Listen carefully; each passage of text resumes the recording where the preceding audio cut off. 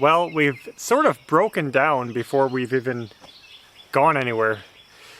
Let me tell you what's going on. This is our 2015 Ford E350 shuttle bus, and we're in the middle of a conversion. Everything's been going good, but we ran into some problems when we were driving home the other day from the store. So our bus is kind of an odd situation because we weren't able to drive it for like the first month of owning it, more or less, because we had to fix a suspension problem. So we never really drove it to test it out. Now our bus actually has two heaters, one in the front and one in the rear. The rear heater always blows hot. The front heater, it's sporadic. So I just kind of said, well, the back one's blowing hot.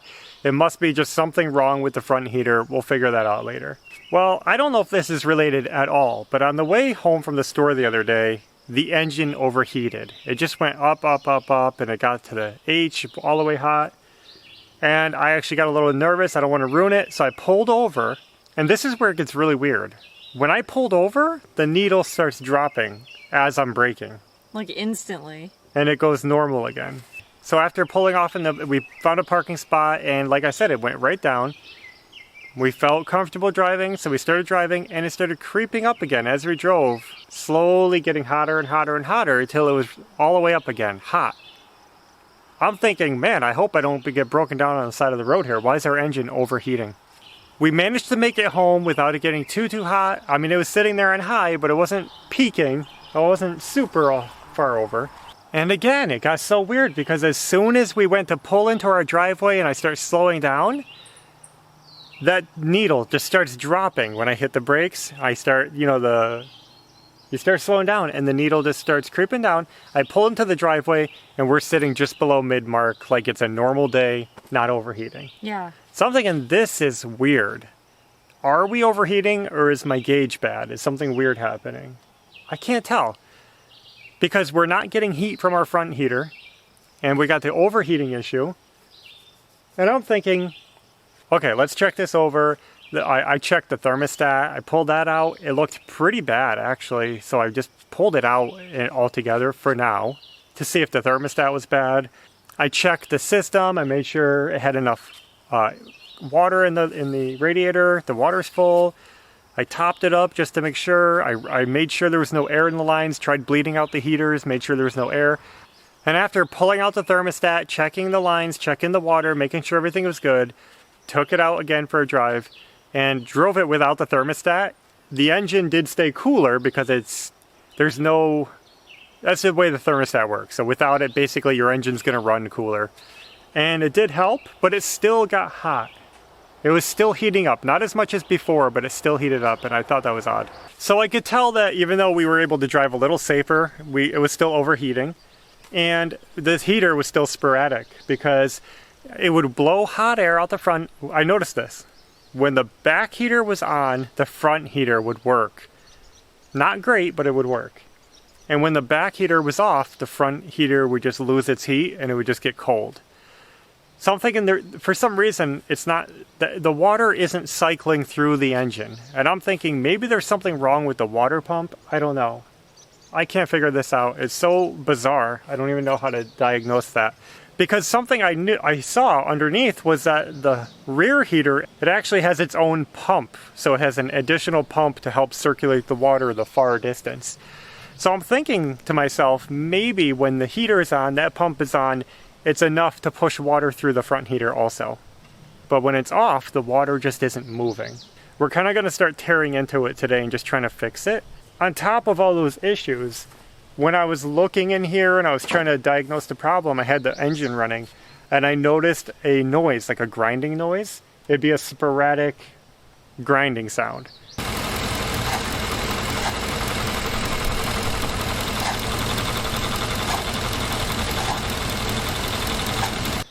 That's not a good sign. It means something is bad. We got a lot of pulleys, we got a lot of stuff going on, so I couldn't pinpoint where the sound is coming from, but maybe I do have a bad water pump. I also noticed that our belt on our engine was pretty worn and cracked, so I said I might as well replace the belt.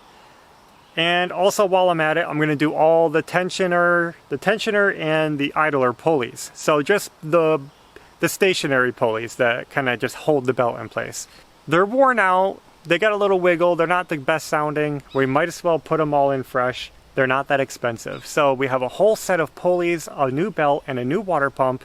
And we're just going to try to swap everything out and hope that it helps the problem. And a new thermostat. Yep. That's what we're working on today. I'm not doing a how-to. Nobody else is going to have this bus.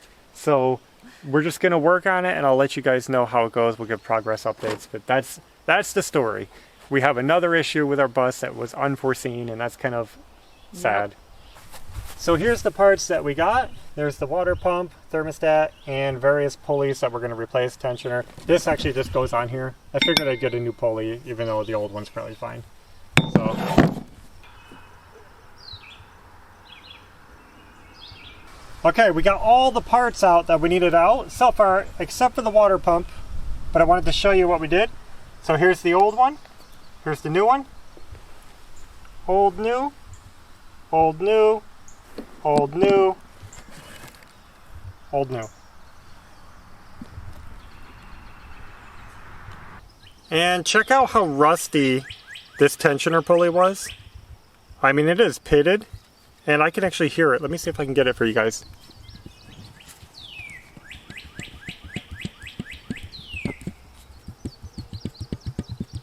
It's loose and noisy, like the birds. So that needed to be replaced. That's going bad.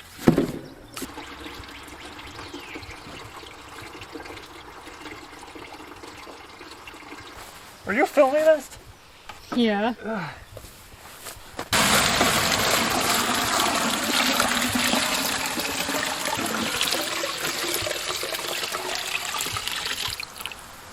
Wow guys, I just got this water pump out and look how disgusting it is. Super corroded. They didn't have proper antifreeze in there, you could tell. So not only is this super corroded and rusted and nasty, check this out. Like, look it, I can hold it still. The pump is not held on anymore. So when the engine is on, look it. This could easily stop spinning and not pump the water. This would be spinning very slowly, if at all. Look at it, just totally freewheels on there. Well, let's show how the new one works. Okay, old versus new. Oh yeah, Mommy. And this one, it's solid. It spins with the pump. That's the way it's supposed to work, and it's not independent of the pump. And this, well, that was the problem. This is the problem. Broken water pump. Wow, they must not even have antifreeze in it. That's probably just rusty water. Yeah. And that's why this looks the way it does. Super rusty. I mean, there's probably a little bit of antifreeze in there. I know I added a little bit, but it doesn't... Let's taste it. No, I'm kidding. I'm kidding. You know, this, I don't know if you guys know, this was a Florida vehicle. I don't care if you're in Florida, put antifreeze in it. Even if you don't freeze, it has rust inhibitors in it, and it will prevent this from happening. That is awesome. I'm excited that this is broken because that means we can fix it, and I think the vehicle will work perfectly. And do you want to see the belt? Look at this thing. Talk about crack city. Hold on, it's got to focus on it. There we go. Can you... Cracks all throughout it. Super worn. There's like, this belt is toast. I mean, these belts will crack, but this is excessive. So that was needing a replacement. Now let's show the new one. The new one is like perfect. It's rubbery and delicious. Okay. I think everything here is at the end of life and needed to be done, so I'm glad I got everything and just went overboard. I said, if we're pulling it off, let's do as much as we can do. Belle found this cute little salamander. This is the first salamander we've found living here. Right, Belle? Mm-hmm.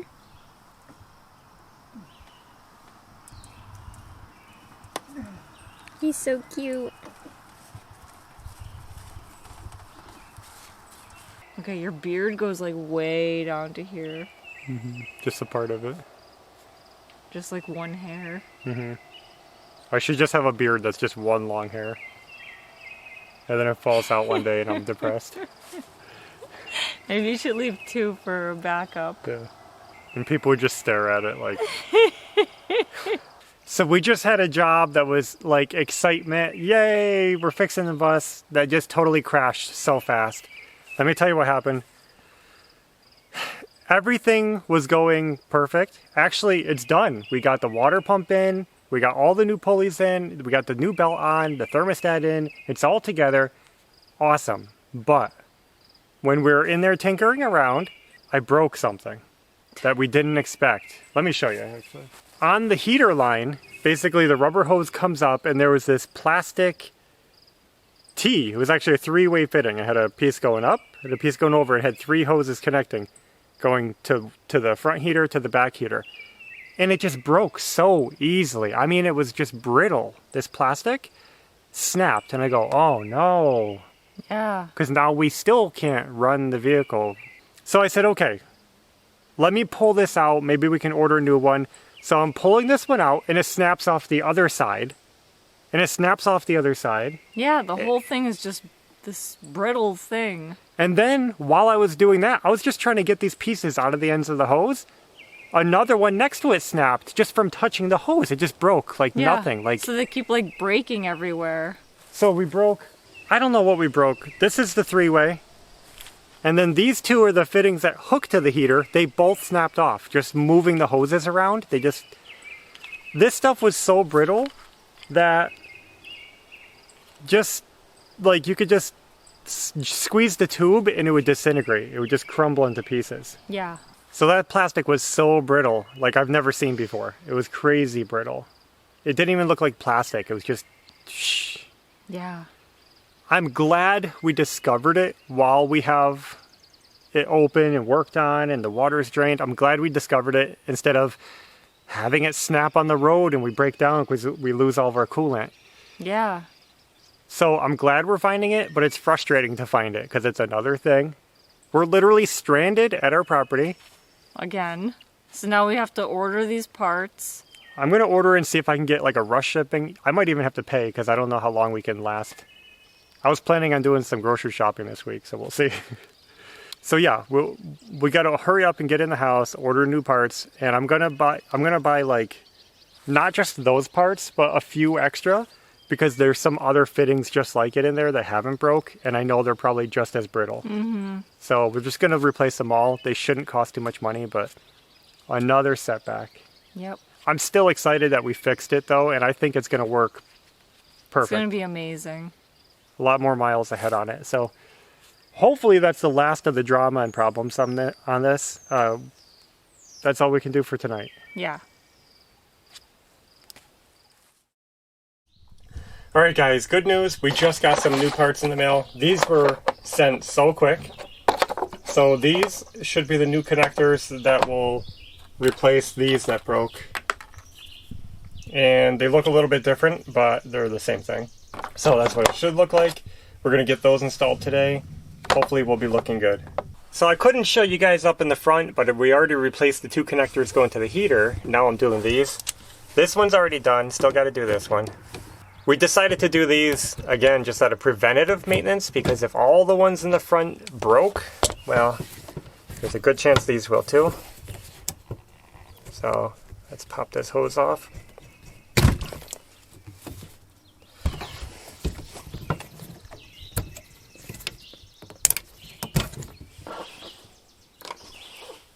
Get this out. These don't feel as bad as the ones up there, but again, I'm not going to take any chances.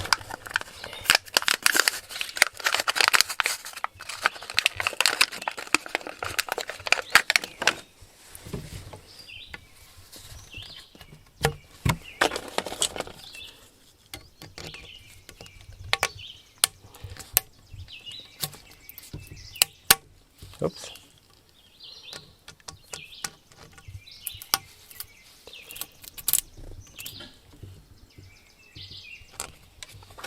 Okay, and I just put a little tiny bit of grease in here because it has O-rings and they were kind of hard to put on if I don't. That's it. So hopefully now those last a long time. Again, the ones in the front are done. Now we just have to do some T-fittings. I got one right here I'm going to replace, and then the one in the front that crumbled. I mean, speaking of crumbled, let me show you guys. For example, this is one of the fittings that broke. And let me come out here. Let me just show you guys how brittle these old ones were. So I'll try to squeeze this just gently with the pliers. I mean, look at this. I mean, that's not like plastic. That's something else. It just flakes apart. It's soft. Yeah, that's weird. And I didn't squeeze very hard.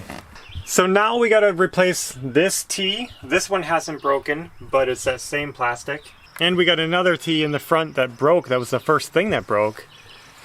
To try to avoid it breaking in the future, I'm gonna try these metal Ts. So we're upgrading from plastic to metal. And hopefully these will be way better than the original ones. So I picked up 2 of those. I'm gonna get these installed. Again, quick and easy.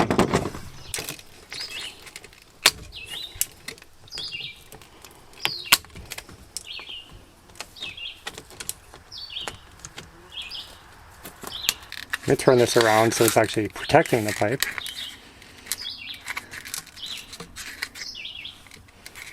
I had it kind of backwards there. I tried to. On the front I couldn't, it was too difficult to get up in there.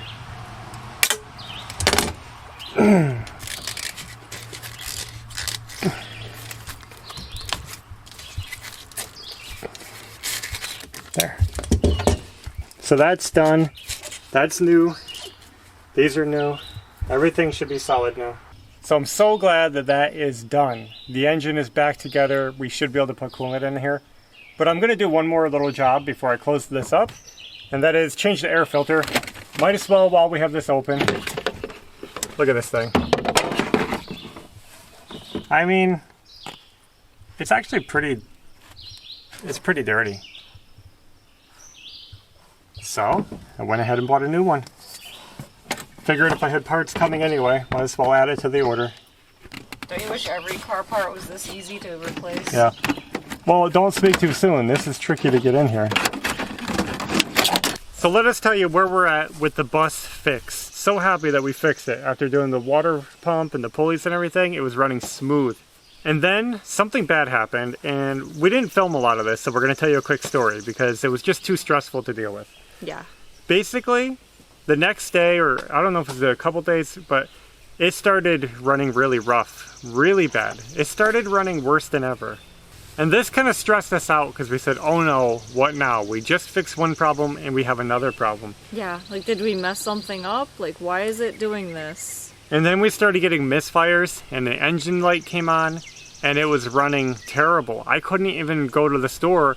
As soon as I got out on the road, I'm losing power and it felt like it was just a mess. That really stressed me out, so we started trying to figure out what was wrong. So after doing some research online, Ashley and I discovered that it sounded like a problem with the spark plugs or the coils. So we said, okay, let's dig into this and find out. Now, I've worked on older vehicles. I've never worked on this kind of engine, and it was totally new to me because there was no spark plug wires. So that kind of threw me off because I'm used to seeing like wires that you could replace spark plugs, and instead what I found was these, and that's a coil pack, and it has this little rubber boot at the end, and that plugs directly into the spark plug. So basically each spark plug has its own coil hooked to the top of it. Never saw that before, so that was kind of neat.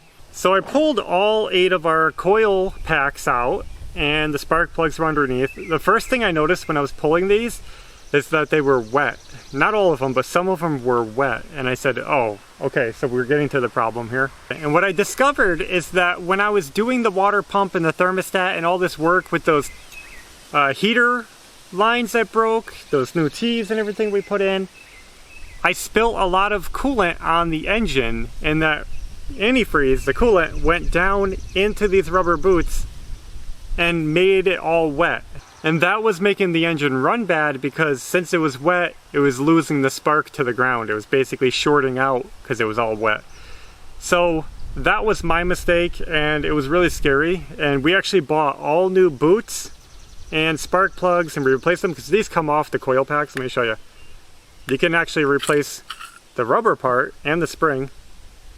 And we did that. We bought all new ones. And I actually bought this too. This is a brand new coil pack and boot. I bought this in case I'll need it, I guess. We'll just keep that. But man, we went through like a couple days of stress trying to figure out what we did wrong. Yeah. It turned out to be just wet plugs. That's better than I expected. I thought we really messed something up. So then after we get all the coil packs put back in, everything's looking good. We go to drive out, test it out, and it still didn't feel right, and I was getting worried. And out on the road, it's feeling rough. And my check engine light came back on. And I said, what? Now I just did all these plugs and all these boots. And it should be like perfect now. And we drove around to the stores, and I went to the auto parts store and I had them read the code. It was saying misfire and cylinder 3. So I don't know why cylinder 3 was still misfiring after we did all this work, and I was getting stressed out again because we want our bus to work. It's our only vehicle, and we're getting ready for our getaway, and we're just excited. And this is such a blow to just keep having problem after problem. After I checked them, I actually disconnected the battery because the guy at the auto parts store, they're not allowed to clear the codes, so I just cleared them myself. And I drove around for a while. The engine light came back on. I came back and I asked him to read the codes again. It was still cylinder 3. I was only doing that because I was wondering if it was a previous error code or the new one, because I was just confused and I just wanted to be sure. So cylinder 3, still bad. We came home, driving slow the whole way, trying to take it easy because the engine's just not feeling it. I popped the hood, I pulled the engine cover off, and I'm looking in, and I just like face palmed because I look in and I see the wire that plugs into the coil pack just dangling. I forgot to plug in, I just missed it. When I replaced all the coil packs, I didn't plug that one in. Yeah. Wow. So we just drove around for like over an hour, all doing our shopping on 7 cylinders instead of 8. Basically the vehicle running so bad. So you plugged it in. I plugged it in, I started it up, and it just ran beautifully. So it's smooth again.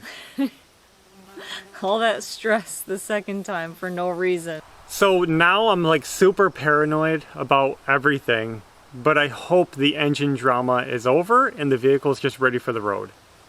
It's running good right now. It sounds smooth, it revs good. The check engine light turned off. That's good. And I think we're one step closer to our first official getaway and just feeling safe on the road. Yeah. So that's our story of fixing and messing up our vehicle. Hopefully that helps somebody, because if you ever have an engine that's misfiring like that, maybe somebody will have that situation. Mm-hmm. I can't believe it was just from us getting the plugs wet that caused all that mess to begin with. We'll definitely be more careful if we ever have to deal with that again. Yeah. So that's all we have for now. Thanks for watching. Thanks for coming along our journey and hearing our story. We'll be back soon with another video. So until next time, take care. Bye.